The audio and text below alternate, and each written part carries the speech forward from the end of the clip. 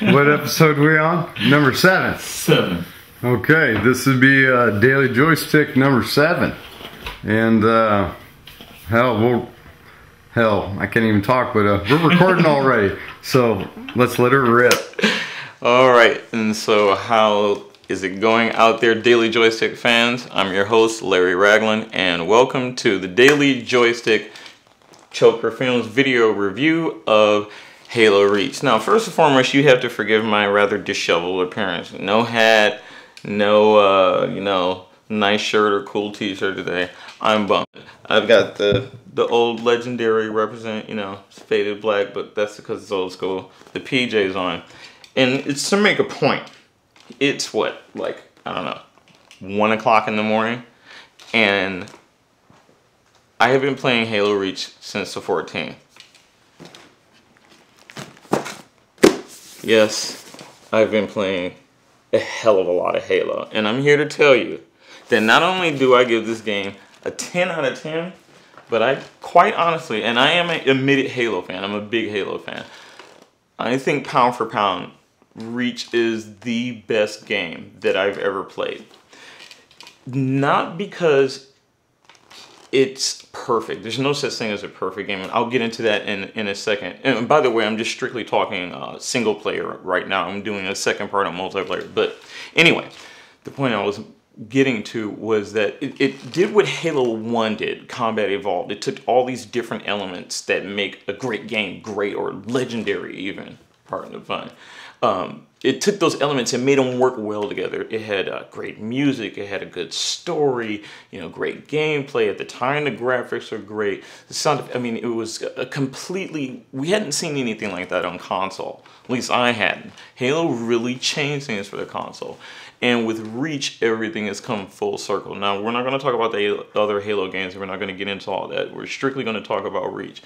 And following in that lineage, Bungie has done exactly that. They have taken all the elements of what, at least in my opinion, makes a great game great, and they did it again. They made it work, but they made it better than the first Halo.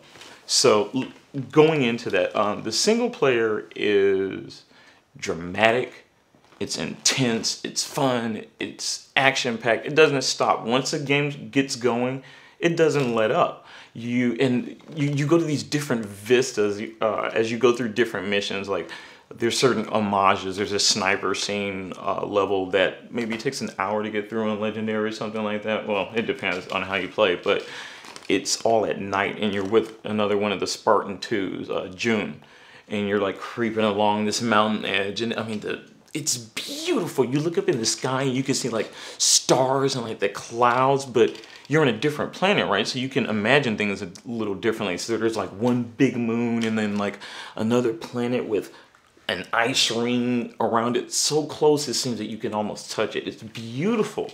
Just beautiful vistas and backdrops. And it goes from stuff like that to like, warthogs charging across the battlefield. You've got falcons, you've got UNSC ships coming in. Covenant, just stuff blowing up, going nuts. It's action-packed, it's great. But one of the things that Bungie got a lot of crap for by some people was the fact that there wasn't character development to the extent that you see in a lot of other games, even other first-person shooters like Half-Life, right? There's more character development. The Master Chief is a pretty straightforward type of dude. He doesn't say much. He just gets the damn job done. And I love that guy. He's awesome. Master Chief for president. But anyway, it's a little bit different in this situation. And the characters in the game have real flair. They have real heart to them. There's real personality. You get to like them.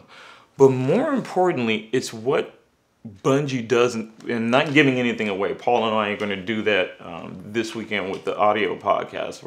It's going to be full of spoilers, so if you don't want to know yet, if you haven't finished the game, then don't listen to the podcast. But the things that happen along the way in Reach are not only they are first for Halo games, but they're just done really, really well.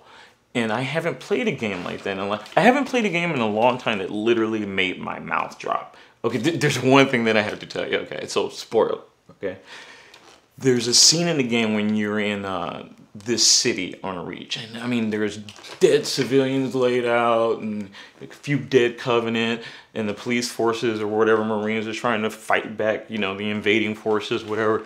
But there's a part where you're in a vehicle and you're flying along and all of a sudden you hear, and I just so happen to like turn around and there's a Covenant Corvette cruiser, like, I don't know, not that far from you. And he starts glassing the planet. And it's just like fire and the buildings are melting and I'm just like this. I had to press the guide button, like get up and walk away, like rub my head and go, dude, did that seriously just happen? Because I mean, for a Halo fan, that's awesome. We've all known about the planet glassing, so we wanted to see what it looked like, and Bungie came through. The game is fantastic. The pacing is very well done. The levels themselves are very well thought out. There's multiple avenues of approach on how you want to deal with it. And the way that they fine-tune the controls, I'm not going to say, you know, just tight controls. They really fine-tuned it. Like little things such as if, let's say you're using a pistol or the sniper rifle, the scope on it, every time you fire around, it expands to kind of give you a visual representation of the shot. So if you're holding down on the trigger, let's say if you're using the assault rifle and you're running around, as you hold it, your reticle expands because your shot group has gotten wider, versus if you keep tight, accurate shots with like the new DMR, which is freaking awesome, way better than a battle rifle. If you're using that, it gives you really good headshots, and you can really see the, you know, the pinpoint accuracy. But as a whole, a total package, not even talking about the multiplayer and the other functions. Like I said, we're going to do that separately. The campaign is all that in a bag of chips. I'm going back through it on Legendary now. It takes about, I went through it on normal in about 8 hours, I think. 8 to 10 hours, something like that. Taking my time somewhat, going through, because the story's so good. You want to get to the next part and the next part and the next part. And it's a really, really great farewell from Bungie to its fans. And not just Bungie fans, but to gamers in general. Look, I have a preference, yes, 360. I love Halo, but I'm a gamer first and foremost, okay? I have a PS3, I have a Wii, all right? I know a good game when I play one. This is a great, great game, in my opinion. It takes, like I said, all those elements, it ties them together, and it makes a total package that you just... I don't know of any game on the market that really puts up as much on a disc that Reach does. There's so much content, there's so much to do, there's so much value in it. But strictly, like I said, speaking from the campaign side, Bungie came through. It's definitely the best single player out of all the Halo games. Every single one of them. Visually speaking, it's gorgeous. There are times, well, I guess I should go over the things I didn't like, okay? For one, your AI drivers are still morons, and you know what I'm talking about. Cool scene comes up, you want to hop in the back of a Warthog, you're playing by yourself, so you want a gun, and you wish you had an AI driver that could drive. Sadly, that's not the case. It's still an issue. It's not mind-numbingly aggravating because I end up doing what I want to do anyway. You know, hop in the driver's seat, drive up to where you want to go, because they can't shoot either. Drive up to where you want to go, hop in the back, and take out who you need to take out. Boom, mission completed, right? You still have to do that. Other than that, there were a couple of times where there's so many different avenues of approach.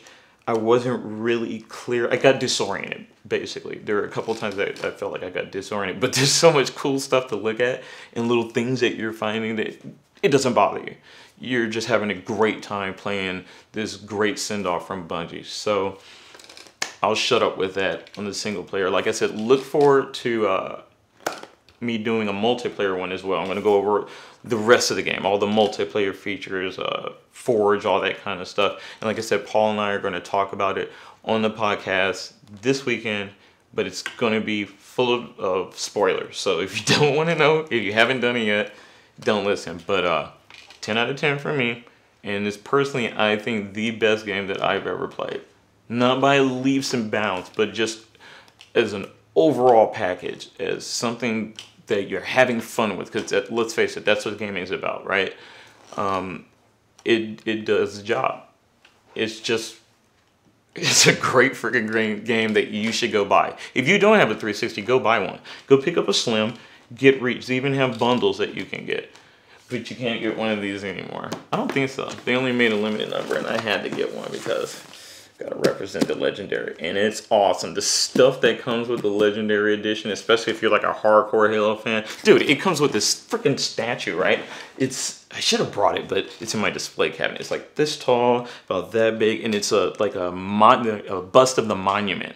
And it has all the noble team standing on a mountain, and they're all like, you know, noble looking. It's freaking awesome. You get Dr. Halsey's journal that has all kinds of little insider info for those of you who are into the Halo lore like I am. You get like Dr. Halsey's like past, all kinds of stuff. It's loaded with goodies. And a lot of stuff that, I got like 2 redeemable cards for Xbox Live. They gave me avatar props. I got a Falcon and a Ghost. Or a Banshee. I think it was a Ghost. But anyway, so that's it. The Daily Joystick Part 1 of our Halo Reach review. I am your host, Larry Ragland. A special thanks to Choker Films, representing it at now, I don't know what, I can't even see the clock right now, how late it is. It doesn't matter because I'm going to go home and play Halo. But we're doing this for you because we love you. We care. Take it easy, everybody. Yeah, Halo's great, dude. It's really good. I am thoroughly enjoying that game. So, are we doing another one? Are we doing part